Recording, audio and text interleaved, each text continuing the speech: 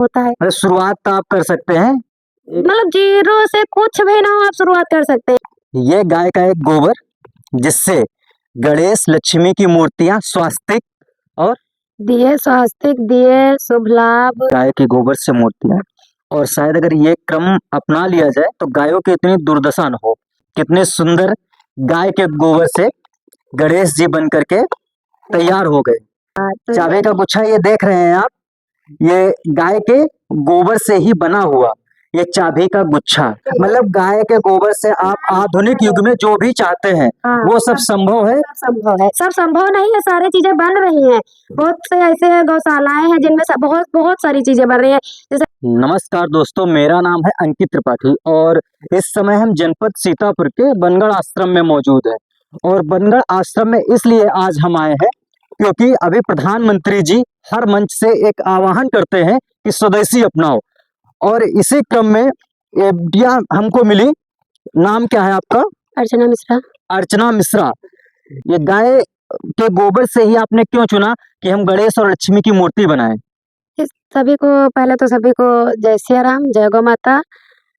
इसलिए मैंने चुना कि आज जो गाय की दुर्दशा है, कैसे गाय भटक रही है, कट रही, तार आदि में फंस के कट रही हैं, परेशान हो रही हैं। गाय का अस्तित्व धीरे धीरे समाप्ति की तरफ जा रहा है। तो इसलिए सोचा गया कि गाय हमारे सभी प्रकार से हमारे लिए लाभदायक है।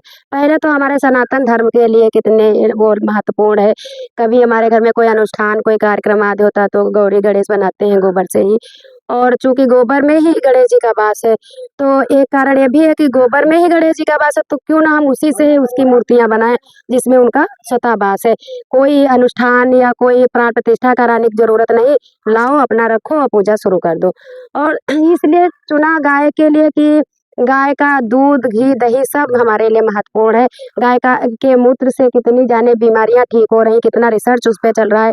गाय का गोबर भी हमारे लिए, गाय के गोबर से के बहुत ऐसे रिसर्च हुई है जिससे वो पानी फिल्टर किया जा रहा है, बीमारियों में दिया जा रहा है। बहुत सारी ऐसी चीजें हैं जिसमें उसका प्रयोग हो रहा है। अब आप बात करते हैं कि मूर्तियाँ, ये मूर्तियां जो आपने हाँ, ये जो बनाई है। हमने बनाई है, ये मूर्तियाँ इसलिए बनाई है जैसे कि अभी हम लाएंगे दुर्गा पूजा पे, हम गणेश लक्ष्मी लाएंगे, उसके बाद हम अभी दीपावली आ रही है, आ रही है तो हम लोग सभी लोग लाते हैं। हाँ, गणेश लगभग लक्ष्मी। ऐसा किसी का घर नहीं है जहाँ गणेश लक्ष्मी ना आती हो। तो अभी हम लाएंगे गणेश लक्ष्मी, पूजा करेंगे, उसके बाद कोई महीने भर के बाद, कोई साल भर के बाद, कोई 6 महीने के बाद निकाल के पीपल के पेड़ के नीचे या फिर कहीं बरगद पे या कहीं नदी आदि में विसर्जन करता है। उससे क्या होता है, नदी में जो रखी जाती है मूर्तियां डाली जाती हैं, वो महीनों सालों पड़ी रहती है, गलती नहीं है।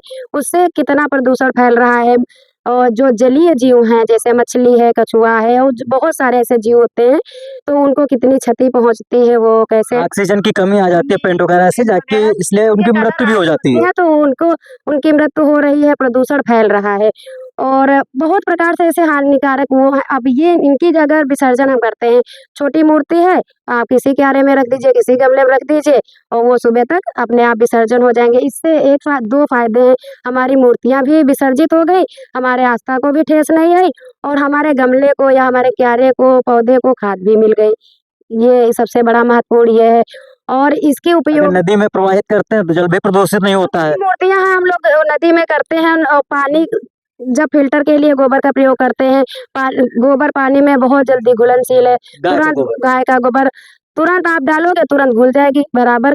कोई प्रदूषण, कोई झंझट, कोई ऑक्सीजन, मतलब कुछ किसी का वो नहीं है, आप तुरंत डालें। क्योंकि हम ये देखते हैं, अभी गणेश जन्मोत्सव हुआ, गणेश चतुर्दशी, और उसमें देखा कि बड़ी बड़ी मूर्ति गणेश जी की बनाई गई, और उसके बाद में जो विसर्जन करने के लिए जाते हैं, तो विसर्जन करने के समय जिस तरीके से जो दुर्दशा लोग दिखाते हैं कि मूर्ति को उठाए और फेंक दिए, और वो यूं ही पड़ी रहती हैं क्योंकि वो गलती तो है नहीं, जिसके कारण क्या है, एक आस्था। और जो लोग देखते हैं कि सही आप कह रही हैं कि अगर जाएंगे पीपल के, गाँव में लोग पीपल के पास रख देते हैं जाकर के, अगर जाएंगे किसी पुलिया पर रख देते हैं जाकर के, तो वो सालों क्या, वो 10 साल ऐसी रखी रहती हैं, लेकिन ये 24 घंटा शायद नहीं लेंगे। छोटी जो जल में प्रवाह करते हैं वो तो तुरंत हो जाती हैं, और जो ये गमले में रखते हैं तो जैसे शाम को आपने रखी तो सुबह वो हो जाती है बराबर, पास बन जाएगी, और आस्था को भी सेट नहीं पहुंची। तो लगभग तब ये कितने दिनों से आप गाय की जो है गणेश लक्ष्मी की मूर्तियां आप बना रहे हैं ये काम तो बहुत दिनों से चल रहा है, लेकिन हमने 3 साल हुए सीखे हैं, हमने सीखा था। अब ये गाय का गोबर कहाँ पे सूख रहा है आपका? गाय का गोबर मतलब इसका प्रोसेस क्या है? मतलब आप वहां से उठा के छत पे डाल दिए कि सूख रहा है? हाँ। ये गाय का गोबर आप देख रहे हैं, इसको सुखाया गया है। जिस गाय की इतनी दुर्दशा, अगर आप देखेंगे तो हिंदू धर्म में उसको यूं ही नहीं पूजनीय कहा गया था। आज के आधुनिक युग में भी किस तरीके से उसका प्रयोग होता है। ये गाय का गोबर सूख रहा है, उसके बाद आप इसको क्या करेंगे? उसके बाद इसको पीसने के लिए जाएगा। पीसने के लिए जाएगा। हाँ, ये पीसेगा या हम ठीक भी है। लोग पीस लेते हैं कभी-कभी। पीस लेते हैं। अभी तो हम मिक्सी से ही पीसते हैं। हाँ, मतलब कम ऑर्डर है आपके पास तो मिक्सी से पीस रहे हैं। मतलब पर्याप्त मात्रा में भी सूख नहीं पाया है। सूख नहीं पाया। हाँ। ठीक है, तो पिसा हुआ आपके पास है, ये हाँ। सुखाने के लिए डाल दें, पिसा हुआ। पिसा हुआ भी ठीक है, चलिए प्रोसेस दिखाते हैं आगे। आइए। एक क्रम जो है हाँ। मिक्सी से आपने पीसा है? हाँ, अभी तो मिक्सी से मशीन से भी पीसता है, लेकिन मशीन दूर है होने कारण या अभी जल्दी से काम तो करने के लिए घर में पीस लेते हैं, मिक्सी से पीसा। ये पिसा हुआ गोबर वो सूख रहा था, पिसा हुआ गोबर है।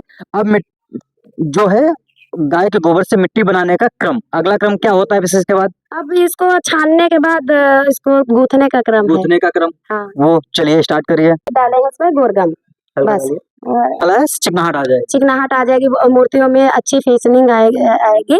तो इसी को अब डाल के गूंथेंगे। फिर गूंथ के फिर मूर्तियों के लिए तैयार है, मूर्ति बनेंगे। तैयार हो गया ये? हाँ, और क्या, तैयार ही है।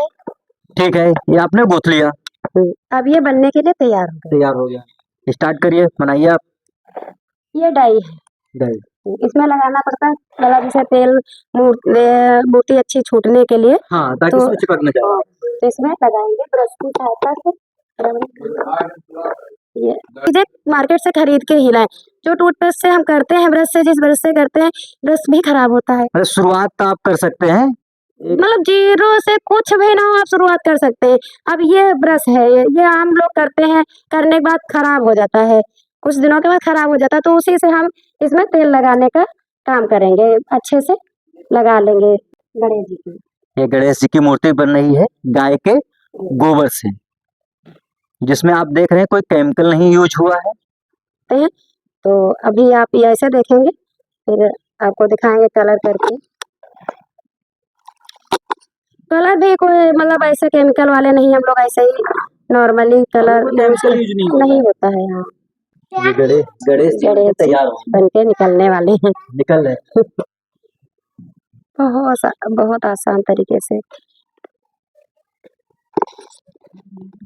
हिंदू धर्म का एक प्रतीक, और शायद अगर सभी लोग इसी तरीके से गणेश से की जो मूर्तियां हैं गाय के गोबर से जिनका निर्माण हुआ है, ले जाकर के मार्केट में अपने घर में रखें और उसकी स्थापना करें, तो कोई भी विशेष धर्म पे जो टिप्पणी कर देता है हिंदू धर्म पे, उनको शायद मौका नहीं मिलेगा। जैसे अभी कहीं, जैसे हम पूजने के बाद रख ही देते हैं, सभी लोग रखते हैं। हाँ। तो कहीं हाथ टूट रहा, कहीं गर्दन टूट रही, तो सब लोग, अब बहुत लोग ऐसे टिप्पणियां करते रहते हैं कि साल भर पूजने के बाद देख लो कैसे तुम्हारे देवी देवता लुढ़क रहे हैं, क्या स्थिति हो रही उनकी। तो इससे आपको ये भी सुनने को नहीं मिलेगा, इससे भी छुटकारा मिल जाएगा।